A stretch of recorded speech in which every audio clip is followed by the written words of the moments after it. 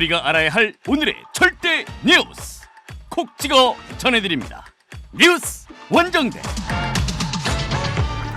오늘의 뉴스를 더 깊게, 더 재밌게 전해드리는 뉴스 원정대 시작합니다. 오늘도 두 분 나오셨어요. 헬마우스 임경빈 작가 그리고 오창석 시사평론가와 함께합니다. 어서 오세요. 안녕하세요. 네, 여러분의 의견도 저희들 항상 기다리고 있습니다. 지금 TBS 유튜브 채널에서 보이는 라디오로 함께 하실 수 있습니다. 지금 보이는 라디오와 함께 해주시고요.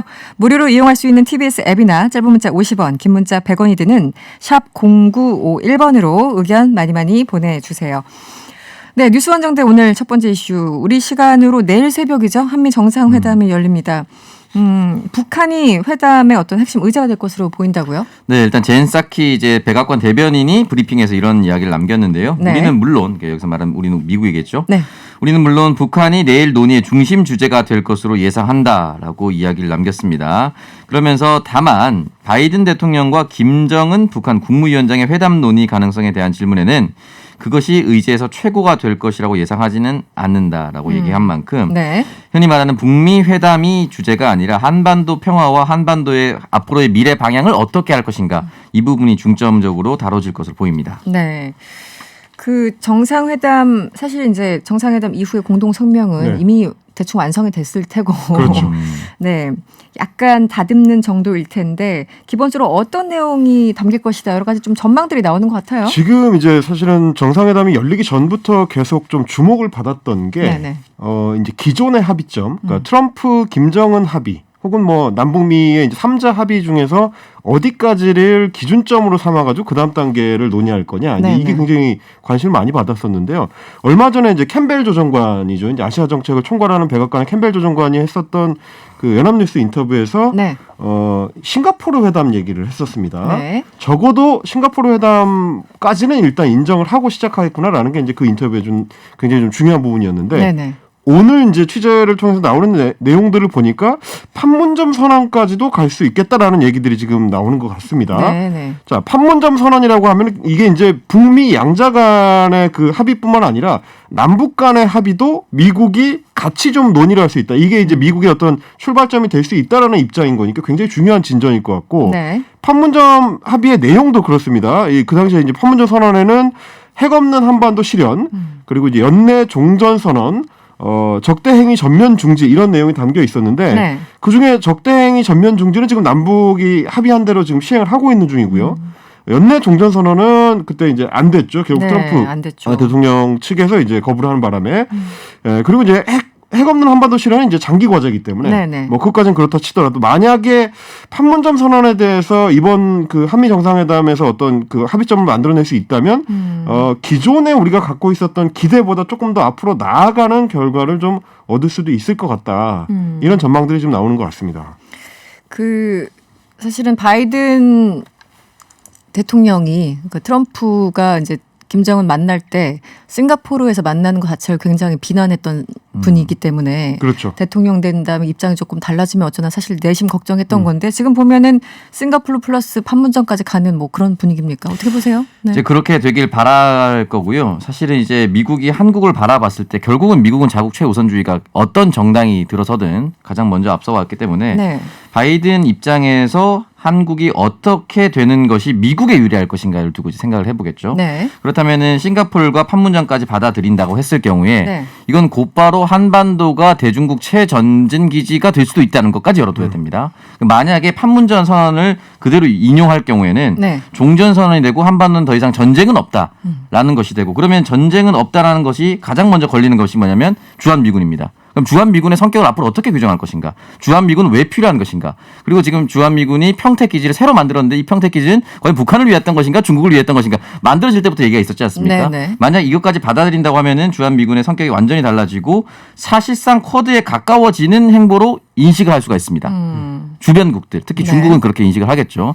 그렇기 때문에 이 부분까지를 열어두고 미국이 움직일 것이기 때문에 만약에 이런 인용까지 나오게 될 경우에 앞으로 적어도 북한이 원했었던 그러니까 2019년 연초에 보면은 김정은 위원장이 함께 이제 노동당 사람들과 나와서 네. 정장을 입고 나왔거든요. 흔히 말하는 이제 조선공산당 노동당의 옷이 아니라 정장, 그러니까 양장을 입고 나왔다는 것 자체가 정상 국가로 발돋움하겠다라고 네, 네. 했던 것인데 네. 그런 모습들이 앞으로 더 많이 나오고 그리고 문재인 대통령이 계속해서 노력해 왔던 만큼 전쟁 없는 더 이상 서로 양국 간은 그래도 전쟁을 준비하지는 않겠다는 메시지가 네. 굉장히 유의미하게 하반기 전국을 뒤덮을 수 있을 것 같습니다. 그 이번에 이제 사실 정상회담을 준비하는 과정 한 달여 전부터 쭉 이제 보도들이 나오는 거를 종합적으로 봤을 때 굉장히 좀 중요하게 봐야 될 지점이라고 생각이 된 게 네. 원래 한미 정상회담이라고 하면은 주로 북한 혹은 이제 한반도 비핵화 문제가 이 핵심 의제로 항상 그냥 디폴트로 깔려 있었거든요. 네. 그런데 이번 한미 정상회담 같은 경우는 굉장히 좀 복잡다단한 여러 가지 의제들이 같이 지금 논의가 되고 있습니다. 특히 뭐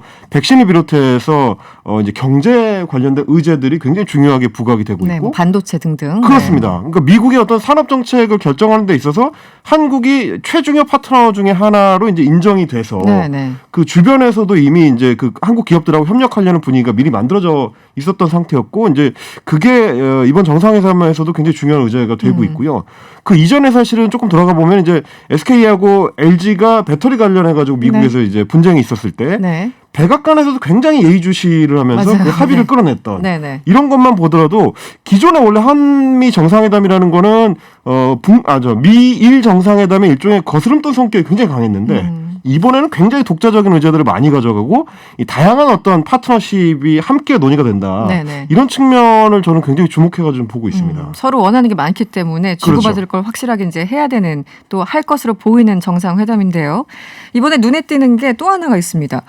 한미 그 미사일 지침이 있잖아요. 네. 그런데 이것도 지금 뭐 해제될 것이다 이런 전망도 나와요. 어떤 내용인가요? 이게 미사일 지침이 이제 박정희 정부 말기 1979년 10월에 만들어졌다고 합니다. 네. 42년 정도가 됐었는데 이 지침이 결과적으로는 대한민국 남한에서 발사하는 미사일을 어디까지 발사할 수 있을 것인가에 대한 거리 제한이 가장 컸습니다. 네네. 뭐 파괴력 이런 걸 따라서 거리 제한이 가장 컸는데 네. 이게 계속해서 풀려왔어요. 김대중 정부에서는 이제 최대 사거리가 300km, 탄도 중량 500kg 1차 개정이 됐고요. 네. 이명박 정부 시절에는 이제 사거리가 500km가 훌쩍 넘어서 800km를 늘리는 2차 개정이 이루어졌습니다.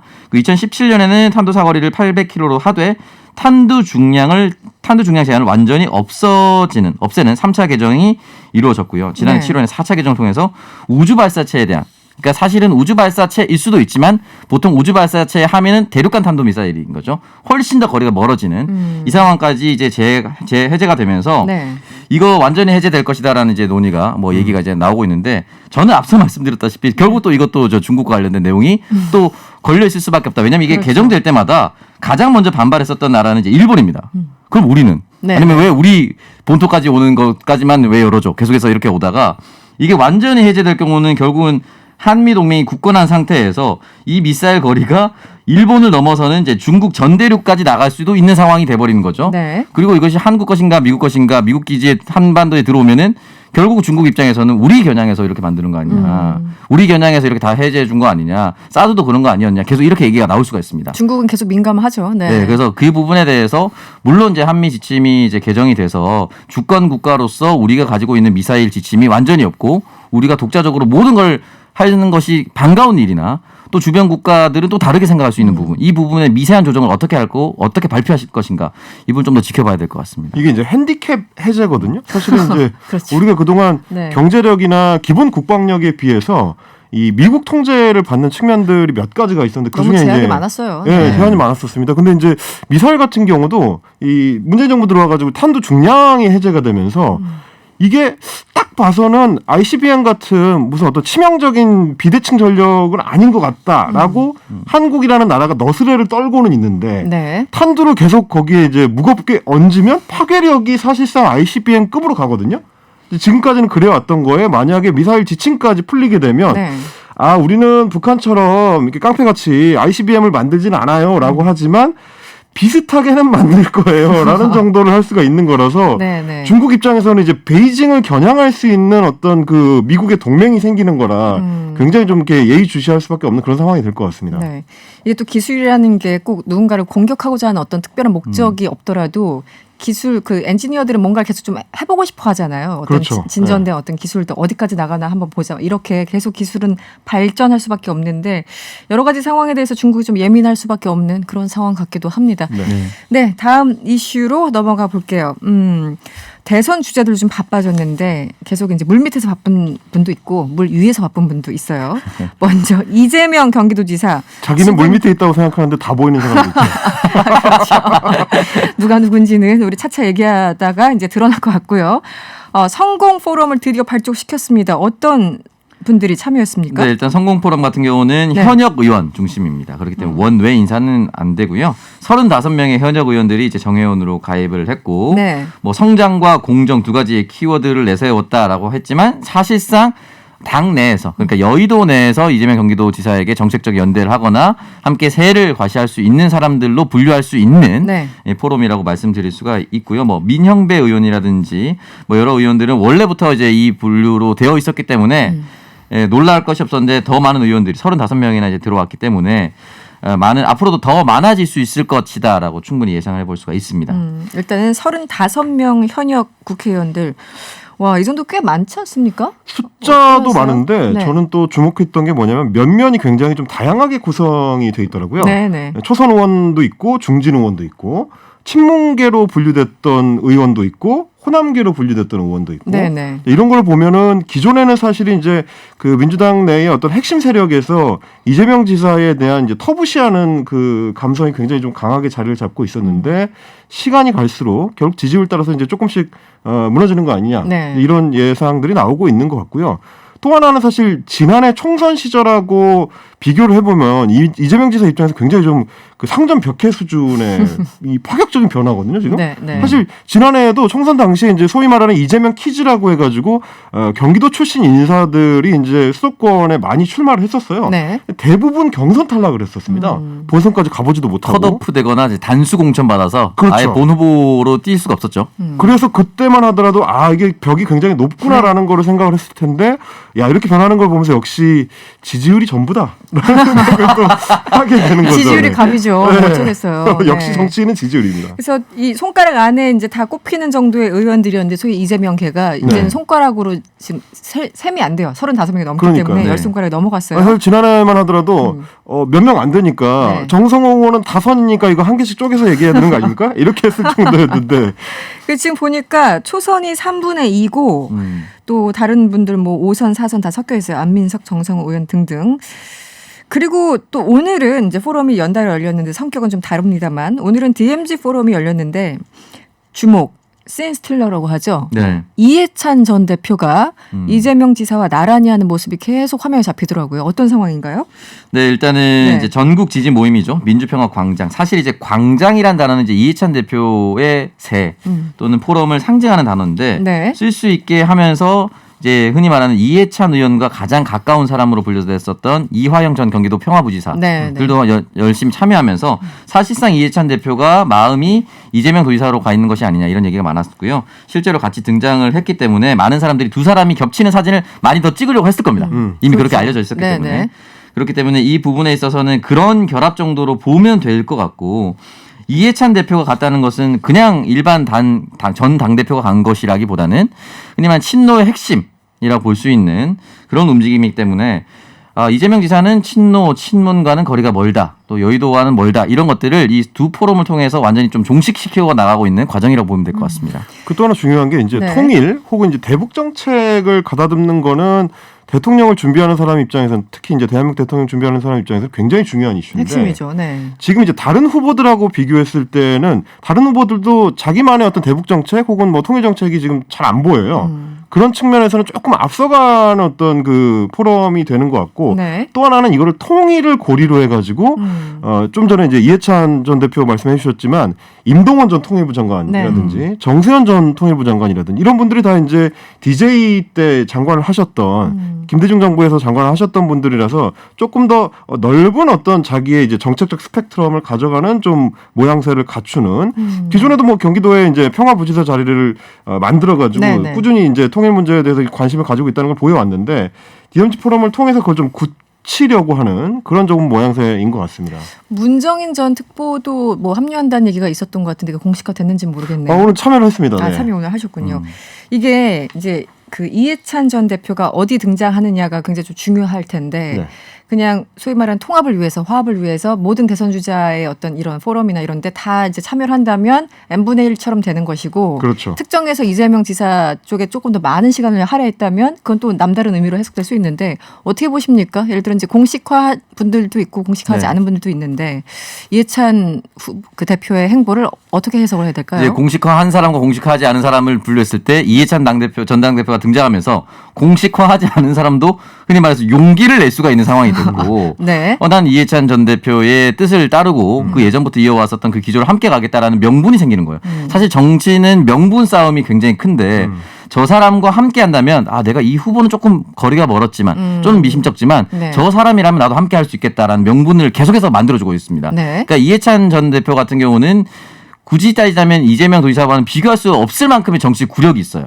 그렇기 때문에 이 판세를 이해찬 대표가 이렇게 읽고 있다는 메시지가 될 것이고 그걸 바라보고 오랫동안 이제 지지해 왔던 사람들 역시 후발주자로서 계속해서 합류할 수가 있을 것이다. 이렇게 공식적으로 같이 나왔다는 것은 물 밑에서는 오히려 훨씬 더 많은 사람들과 접촉을 하면서 또 다른 방식으로 어떻게 등장시킬 수 있을지 또는 연대 선언을 할 수 있을지 고민하고 있는 상황이라고 보시면 될 것 같습니다. 네. 지지율이 갑이다. 네, 이재명 지사 지금 어쨌든 그 스타트는 굉장히 좀 좋아 보이는데 그럼에도 불구하고 뭐 장애물이 완전히 거친 건 아니고 앞으로 어떤 장애물들을 볼 수 있을까요? 일단 기본적으로 대선 후보는 이제 일반적인 장관이나 국회의원, 도지사의 청문회를 훨씬 더 뛰어넘습니다. 청문회가 있는 건 아니지만 검증이라고 하면. 그렇다면 일단 지난번에 다 지나갔었던 이슈들이 다시 한 번, 일단 한 번씩은 다 등장할 겁니다.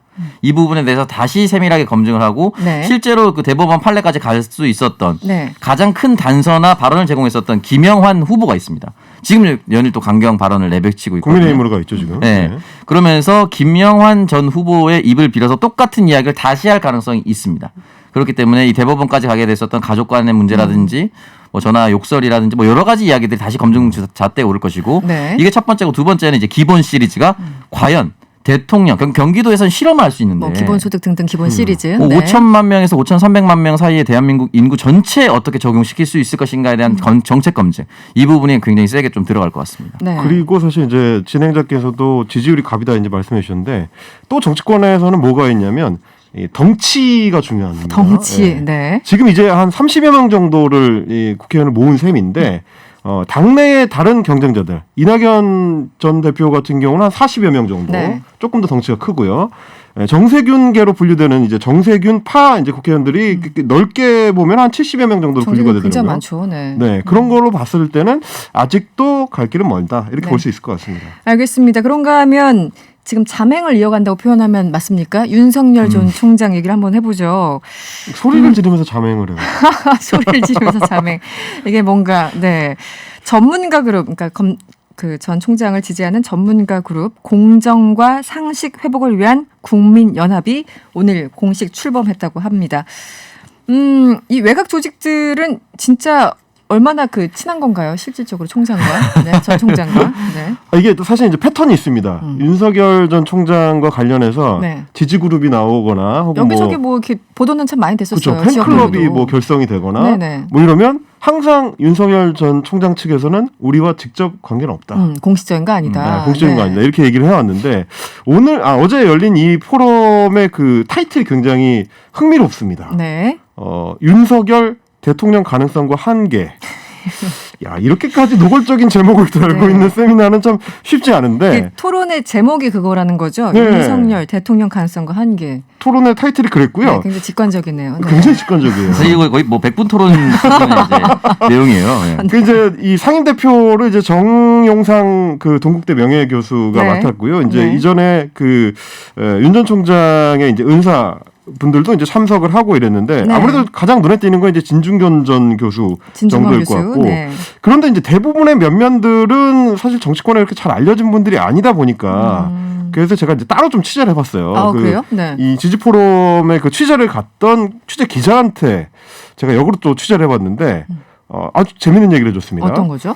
참석자들 중에서 눈에 띄는 사람이 하나 있었는데 참석자 명찰을 달고 있긴 한데 중동 쪽에서 오신 외국인이 있더라는 거예요. 외국인이요? 외국인이. 어. 그래서 어떻게 외국분이 윤석열 전 총장을 지지하는 이 포럼에 참석했나 이렇게 가서 이제 따로 물어봤는데 네. 정용상 상임대표의 학교 제자라고 했답니다. 아, 명예 교수의. 네, 그래서 어떻게 이 자리에 오게 됐냐 이렇게 물어봤더니 우리 선생님이 오라고 해서 왔다. 그러면서 이 기자분이 덧붙이신 말씀이 뭐냐? 네. 그래서 이게 전반적으로 봤을 때 이런 것처럼 약간 분위기가 전반적인 인상은 약간 허당이다. 이런 얘기를 했는데. 네, 오라고 해서 왔다에 분류되는 사람들이 좀 있을 명찰을 것이다. 달고 있었던 상황이기 때문에 아직은 외국인이니까 좀 눈에 띄네요. 조직이 네. 좀 이렇게 쫀쫀하게 만들어진 그런 상황은 아닌 것 같더라고요. 이 가능성과 한계인데 한계점이 벌써부터 보이기 시작하는 느낌이. 이게 사실은 아직 본인 스스로가 출마 선언을 안 했기 때문에 이런 외곽 조직들이 그렇죠. 자생하는 네. 거거든요. 네, 예전에 안철수 대표가 처음에 정치 무대에 등장했을 때 안사모 이건 추측하기 쉽지 않습니까? 안전모도 있었어요. 안철수를 전모는 지지하는 뭐 전문가 모임인가 뭐 그런 거 네, 네. 뭐 여러 가지들이 난립을 했었는데 지금 이런 상황이 네. 이런 상황이 비슷한 것 같고 앞으로 당분간 이어지지 않을까라는 네. 생각이 듭니다. 알겠습니다. 어쨌든 언론 보도를 보면서 윤석열 전 총장 측은 모임 자체를 몰랐다, 뭐 직접 관련이 없다 이렇게 그 해명하는 그런 조직들도 많다고 합니다. 네, 오늘 원정대는 여기서 마무리를 할게요. 지금까지 오창수 평론가 그리고 헬마우스 임경빈 작가였습니다. 고맙습니다. 감사합니다.